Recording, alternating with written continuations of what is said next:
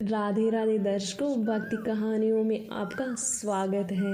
आज मैं आपको इस वीडियो में वट सावित्री व्रत की कथा सुनाने जा रही हूँ। देश के कुछ हिस्सों में अमावस्या तथा कुछ हिस्सों में पूर्णिमा को वट सावित्री व्रत रखा जाता है। ये व्रत ज्येष्ठ मास में अमावस्या और पूर्णिमा के दिन वट सावित्री व्रत के रूप में रखा जाता है।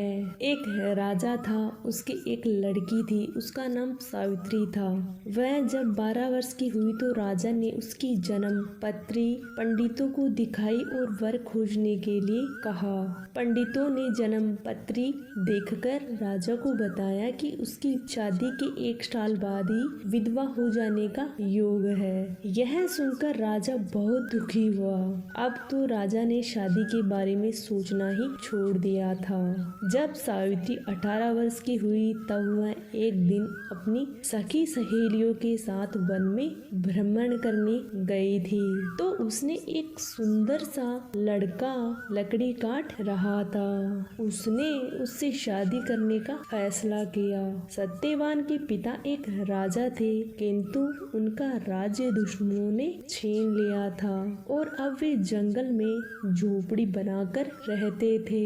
राजा ने सावित्री की इच्छा के अनुसार उसकी शादी सत्यवान से करवा दी। सावित्री अपने अंधे सास ससुर की बहुत सेवा करती थी। वह बचपन से ही शिव जी की पूजा भी किया करती थी। उसे अपने भविष्य के बारे में मालूम था। शादी के बाद अपना बचा हुआ समय वह ओम नमः शिवाय का जप करने में बिताने लगी और आने वाले संकट से बचने की प्रार्थना करने लगी। शिव जी ने स्वप्न में उसे वट वृक्ष की पूजा करने के लिए कहा। सावित्री ने वट की पूजा भी आरंभ कर दी। जब शादी का 1 साल पूरा होने में 3 दिन शेष रहे तब उसने खाना पीना भी छोड़ दिया।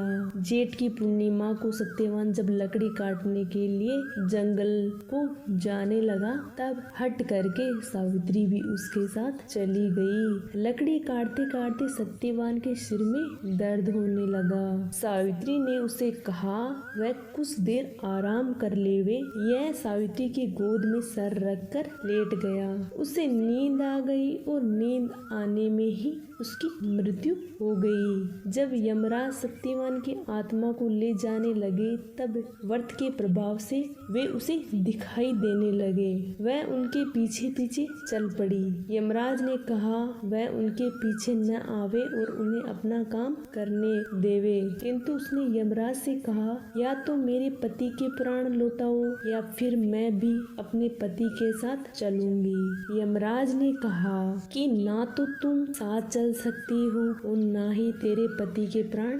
लौटेंगे। हाँ, आप जो मांगना चाहो वो मांग सकते हो। सावित्री ने यमराज को अपने वचनों में लेकर 3 वर मांगे। मेरे सास ससुर अंधे हैं, उनकी आंखों की रोशनी आ जाए। मेरे सास ससुर के राजपाट उनको मिल जाए। मेरे कोई पुत्र नहीं है सो मेरे एक पुत्र की प्राप्ति भी हो जाए। वचनों से बंधे यमराज ने कहा ऐसा ही होगा और सत्यवान को लेकर चलने लगा। सावित्री फिर यमराज के पीछे पीछे चलने लगी तो यमराज ने पूछा अब तो तुम मेरे पीछे पीछे क्यों आ रही हो? सावित्री ने यमराज से कहा यमराज जी, आप मेरे पति के प्राण तो ले जा रहे हो, फिर मेरे पुत्र कैसे उत्पन्न होगा और उनके बिना मेरे पुत्र होगा तो लोग मुझे ताने देंगे। इतना सुनते ही यमराज जी को ध्यान आया कि यह मैंने सावित्री को कैसा वचन दे दिया। अब तो मुझे सत्यवान के प्राण वापस लौटाने ही पड़ेंगे। इस प्रकार यमराज ने सत्यवान के प्राण वापस लौटा दिए तो सत्यवान उठ खड़ा हो गया। इस प्रकार यमराज ने सत्यवान के प्राण वापस लौटा दिए तो सत्यवान उठ खड़ा हो गया।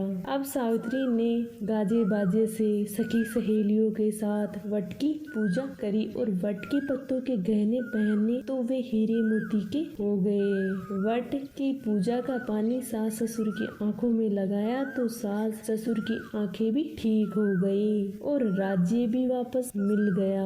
तभी से वट वृक्ष की पूजा भी की जाने लगी। हे बड़ देवता, जैसे सावित्री का सुहाग दिया, अन्न धन दिया, वैसे सबको देना। सावित्री ने ने 3 दिन का उपवास किया, वैसे ही सभी औरतें 3 दिन का उपवास करती है। कहानी कहने वाले कहानी सुनने